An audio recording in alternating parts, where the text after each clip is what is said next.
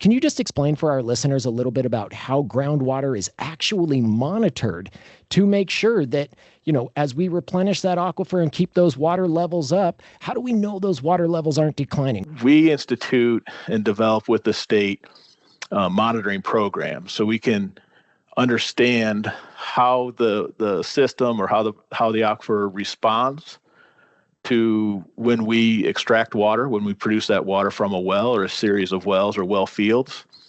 And what's critical there is developing an understanding of how water levels will decline when you pump a certain volume of water, and how those effects might propagate over to another water right owner. And we use the monitoring data that's collected by my team, but also other teams in the water district. We have our lab team that collects water quality samples. We have operational data that's collected. So all this information helps us understand how this system behaves to certain stresses, whether it's a pumping stress or whether it's drought conditions.